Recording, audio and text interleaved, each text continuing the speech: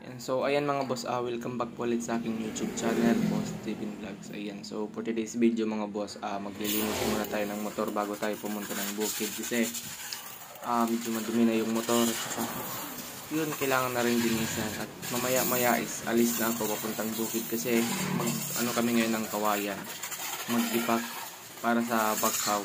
Ayan, so ngayon wala munang trabaho sila kay Libby kasi wala akong material.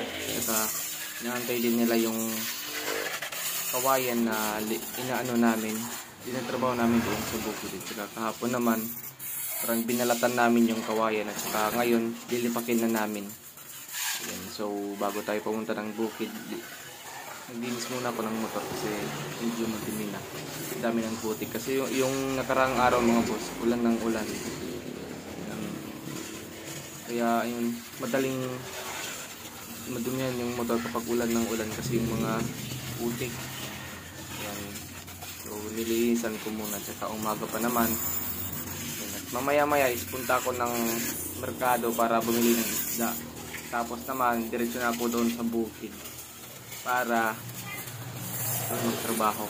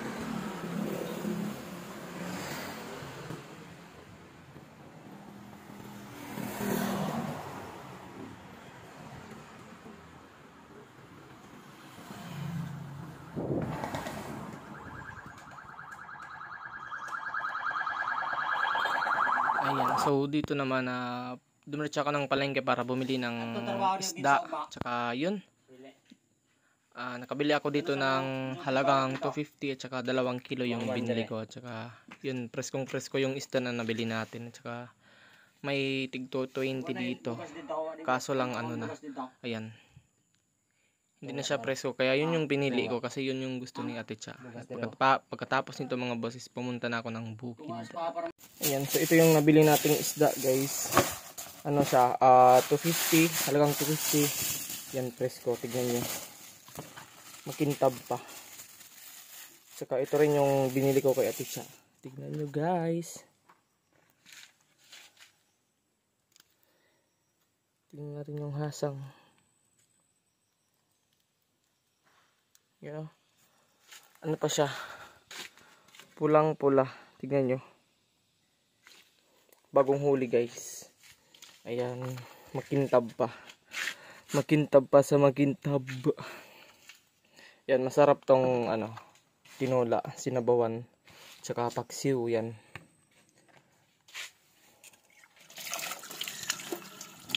yan ako nay, yan ako, yan si nanay. Ito na ako sa kwan. Magkapira ko. Nga ako radalan dito. Naman sila yun dito, no?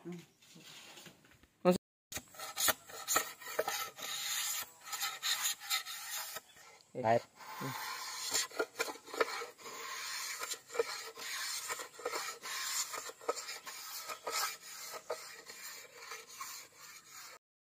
Yan guys. So nandito na po ako sa bukid at saka yun. Ito po yung tinrabaho namin kahapon. Ayan, binalatan po yung kawayan. Saka nagdala na rin ako ng kape. Ano namin to, snack. Yan, walang tinapay. Kasi yung tinapay naubos na. Kahapon pa naubos yung tinapay. Ayan, kape. Saka baso. At yan, pagkatapos balatan, anuhin na yan, lipakin. Hati-hatiin. Saka ibibilad at lalagyan ng sulignum para hindi anayin. Ayan, so maganda na yung kinalabasan kapag binalatan yung kawayan. Saka yan, ito yung proseso ng pagbabalat. Ayan, tignan natin si Leo kung paano niya binabalatan. Kasi guys, nung una nahirapan akong magbalat kasi hindi ko alam. Ano lang ako, kaskas ng kaskas. Yan, ganyan dapat. Pero kahapon nung habang malapit na kaming umuwi, nakuha ko na kung paano gawin. Ayan, kailangan malinis yung pagkakabalat para maganda yung kalabasan kapag pinunturahan na siya ng varnish. Ayan, so doon to kakabit sa bakhaw. Doon sa bahay ni Ate Cha.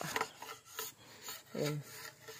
Tsaka may natira ditong dalawa. Ayan, ito na lang yung namin. Babalatan pagkatapos. Ano na to? Lilipakin.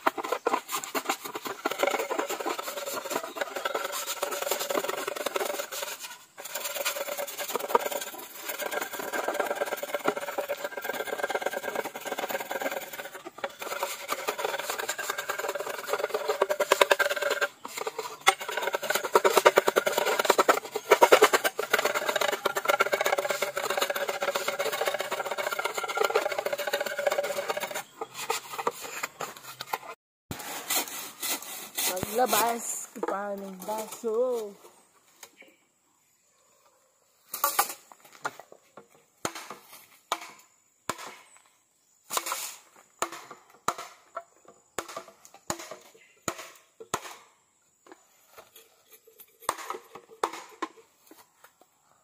Hipo man.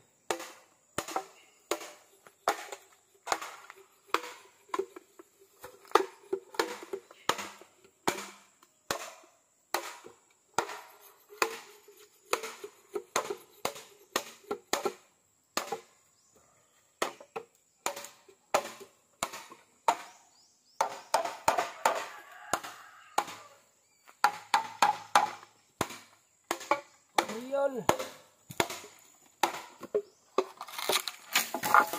Hapit. Hapit samad.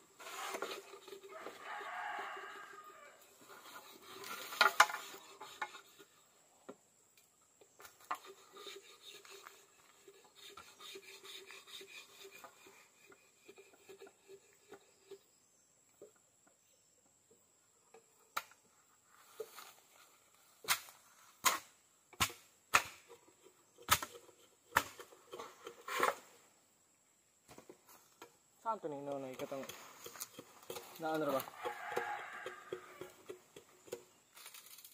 Sama ka yung isa. Sama ka yung isa.